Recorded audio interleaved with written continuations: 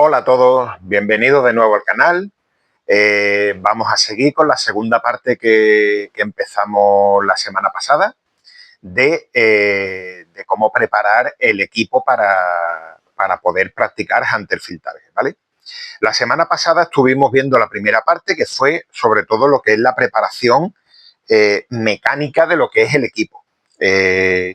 Cómo montar los visores, cómo hacer los ajustes de cantonera, de carrillera, qué es lo que tenemos que controlar de la velocidad, en fin, todo ese tipo de ajustes y de control que tenemos que tener sobre el equipo, pero desde un punto de vista físico en lo que es la propia carabina.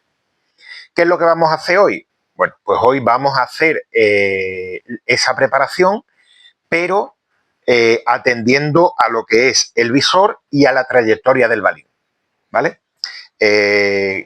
Como ya sabéis, tenemos que controlar con el visor las distintas distancias a las que tiramos, porque nos vamos a encontrar ciertas peculiaridades según las distancias a las que tiremos. Entonces tenemos que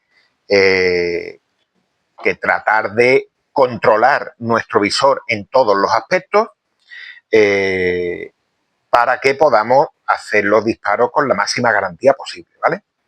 Entonces, aquí debajo voy a poner unos dibujos que he estado preparando para que podáis entender directamente lo que trato de explicaros. Una imagen vale más que 1000 palabras y yo creo que es la mejor manera de que podáis entenderlo, ¿vale?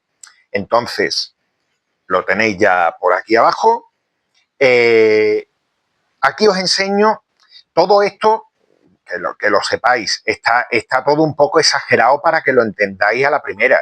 Si lo hago a escala, tamaños de carabinas y de visores con trayectoria y con tal, la cosa se descontrola un poco, ¿vale? Entonces está todo un poco exagerado para que podáis verlo. Las dos partes principales de nuestro equipo las tenéis aquí, que es carabina y visor, ¿vale? Entonces, nuestra carabina, ¿qué es lo que realiza? Cuando disparamos un balín tenemos una trayectoria. Aquí tenemos los dos elementos puestos en horizontal, puestos a nivel, ¿vale?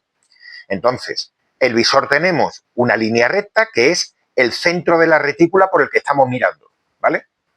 Y luego, más abajo, pues tenemos la carabina, que lo que hace cuando hacemos un disparo es que el balín tiene una trayectoria parabólica, lo que en física se llama tiro horizontal.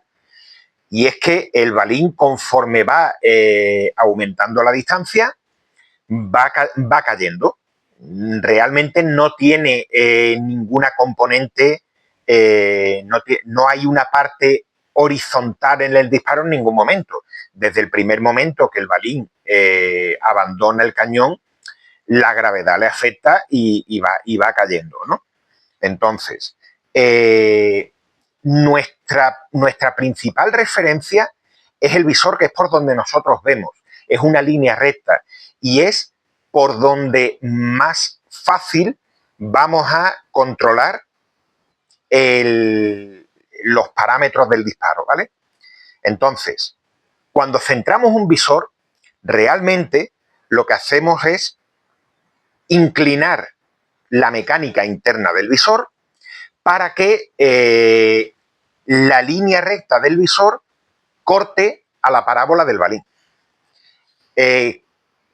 Claro, si no, simplemente son dos líneas, tenemos un centro donde no toca la trayectoria en ningún momento y siempre se va alejando de ese centro. Entonces lo que hacemos es, con las torretas lo centramos, inclinamos el visor para que corte con la parábola del balín. ¿A nosotros qué es lo que nos resulta más cómodo? Pues nos resulta más cómodo entender que el visor es el que está en horizontal y que lo que vamos a hacer es inclinar la carabina hacia arriba para que la trayectoria del balín corte con la línea del visor. De manera que, ya lo veis aquí, ya os digo, está un poquito exagerado para que podáis verlo. Lo que hacemos es que el disparo lo hacemos hacia arriba, ¿vale? De esa forma, el balín va a empezar a subir siempre con respecto a la línea del visor, va a ir subiendo, corta a la trayectoria del balín en un punto, sigue subiendo, luego empieza a bajar, vuelve a cortar otra vez la trayectoria en otro punto y continúa su caída, ¿vale? Entonces, de esta manera se ve bastante fácil ese hecho, ¿vale? Cuando miramos a través del visor, como ya os he dicho, una parte muy importante del visor es la retícula. ¿Qué es lo que tenemos? Pues tenemos los mildos, tenemos todos los puntitos que están en la retícula, que lo que nos están provocando, como veis aquí debajo, son distintas líneas en las que podemos apuntar. Como veis, esas líneas convergen en un punto que es el visor y luego a partir de ahí lo que tenemos es digamos, una línea que va abriéndose, ¿vale? Es una línea angular, no me salía la palabra. Tenemos un ángulo que conforme a más distancia ese ángulo va a ser más grande, ¿vale? Pero como vemos, todas esas líneas, todos esos puntos de referencia que podemos tener en la retícula también van cortando la trayectoria del balín. De forma que todo esto, si le metemos números, si lo parametrizamos, obtenemos algo así. Esto es una gráfica balística, ¿vale? Esto se puede obtener de dos modos, o se puede obtener a través de programas de balística o se puede obtener, digamos, de forma manual.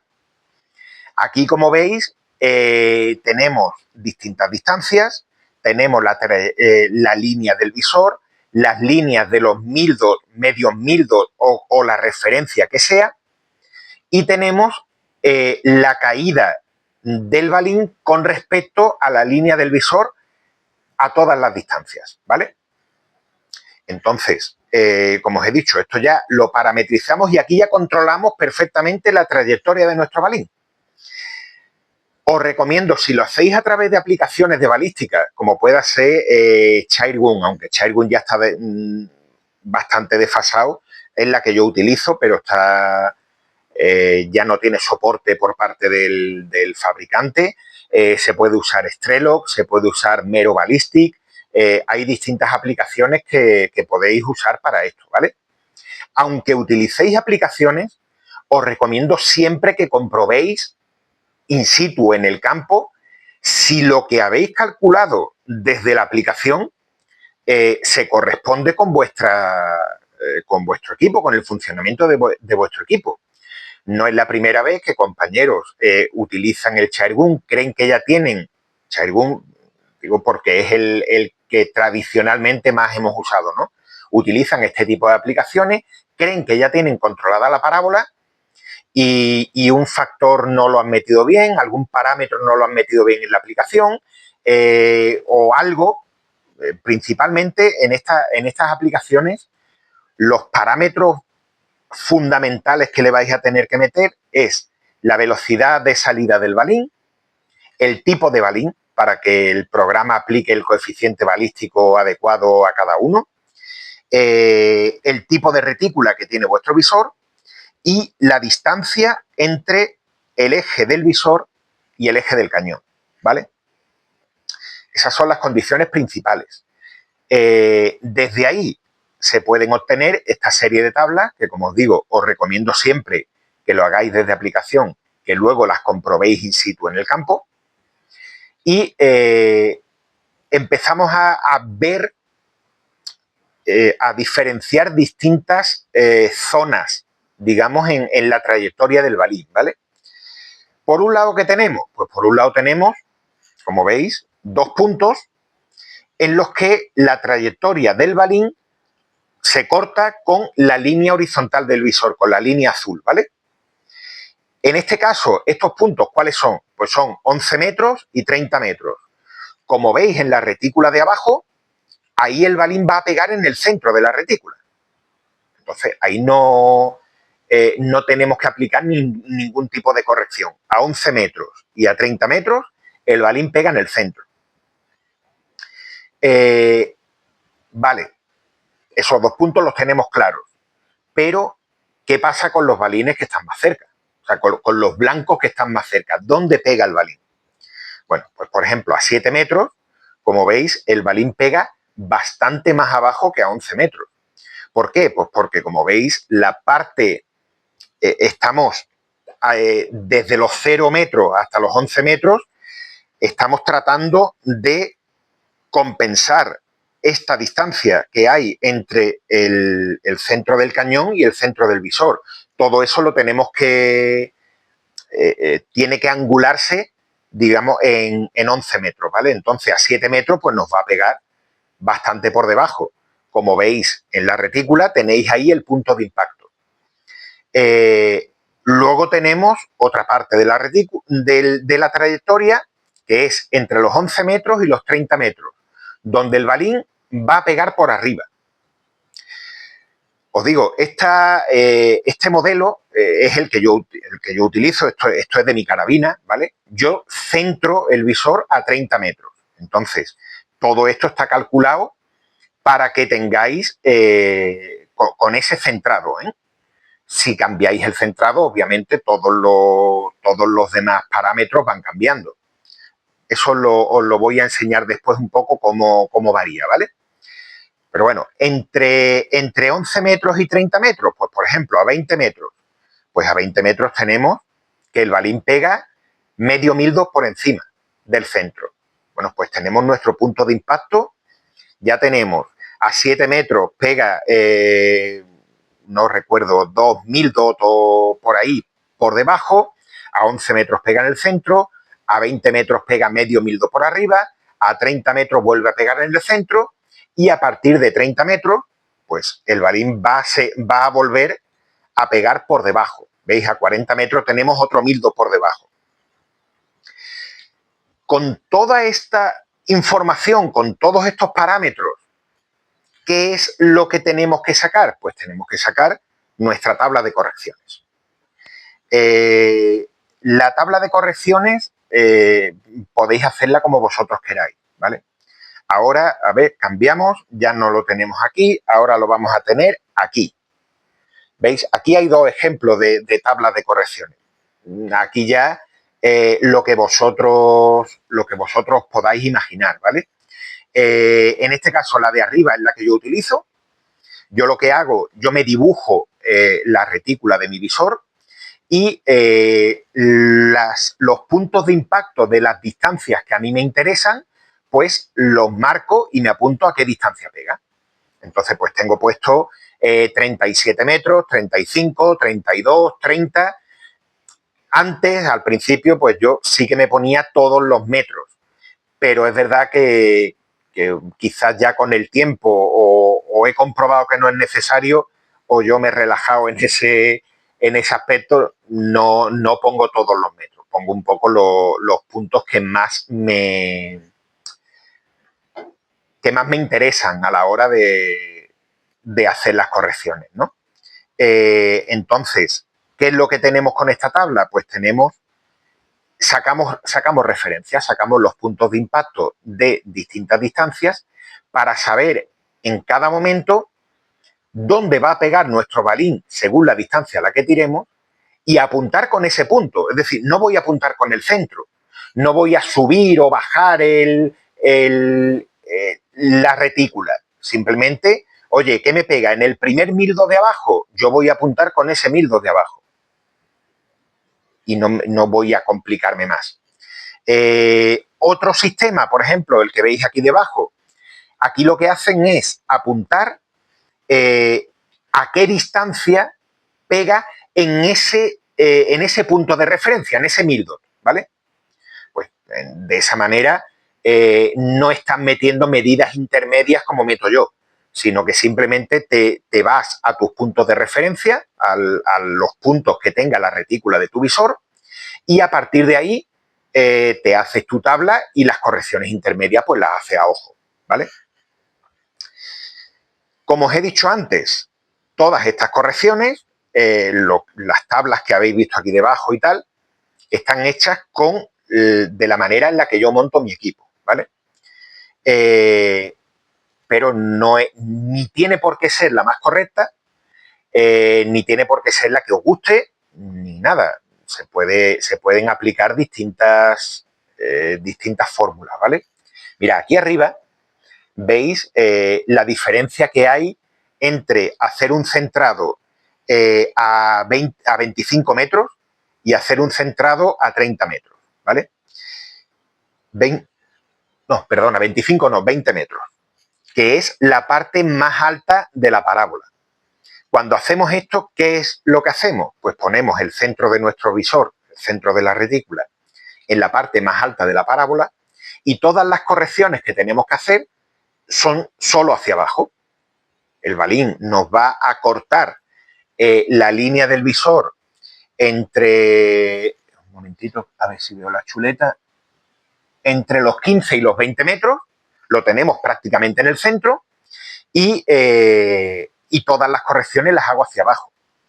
Pero hay una circunstancia que conviene conocer y es que la relación de los puntos de impacto, es decir, la distancia o el hueco que veis en la retícula entre el 20 y el 50, todos esos puntos intermedios que hay están exactamente a la misma distancia los centres a 20 metros que los centres a 30.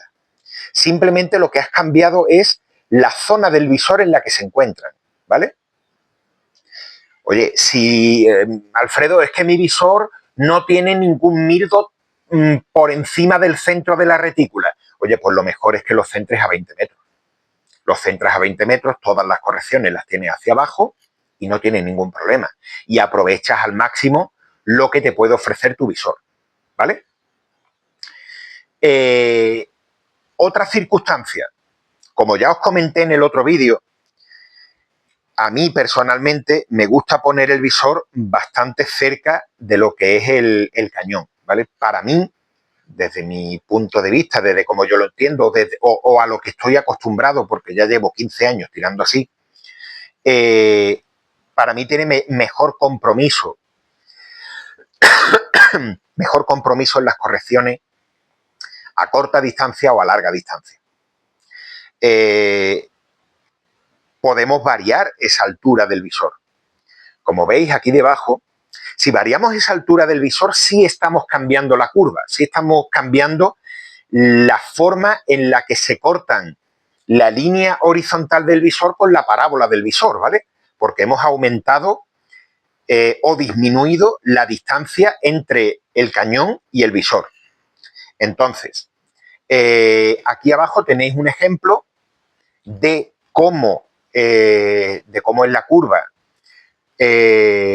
con la altura del visor a 4 centímetros, que es lo que tengo yo, y cómo sería si en vez de 4 centímetros utilizáramos una montura alta y tuviéramos 6 centímetros de hueco, ¿vale? Os podéis fijar en una cosa, los dos centrados a 30 metros. La distancia que hay entre el 30 metros y el 50 se ha reducido un poquito, se ha reducido como 0,2 MILDOT. Sin embargo, la distancia que hay, por ejemplo, a los 7 metros, aumenta una barbaridad. O sea, las correcciones que tenemos que hacer a corta distancia aumentan muchísimo. Sin embargo, para mí, ¿vale? Mi manera de verlo, a mí no me compensa mejorar 0,2 MILDOT la corrección a 50 metros si me aumenta 3 MILDOT la corrección a 7 metros. Os lo pongo como ejemplo, ¿vale? No, pero sí, 2,5, ¿vale?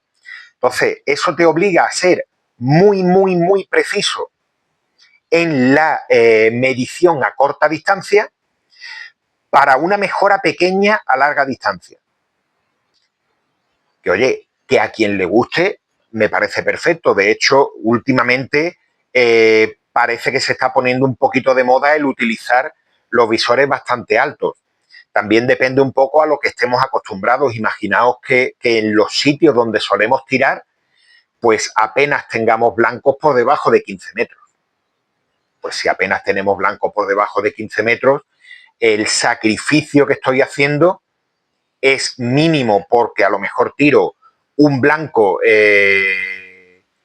o dos en una temporada por debajo de 15 metros, pero sí tengo un beneficio en los blancos a larga distancia. En España no suele pasar eso. En España tenemos blancos, solemos poner blancos en los campeonatos o en las tiradas o en las competiciones, en los entrenamientos. Ponemos blancos en todo el rango de distancias. Entonces te vas a encontrar blancos por debajo de 15 metros y de 12 y de 10. Entonces, para mí, bajo mi punto de vista, yo procuro que el visor esté lo más pegadito posible al cañón para que esa curva, pues, para mí tenga un comportamiento cómodo tanto a corta distancia como a larga distancia. ¿Vale?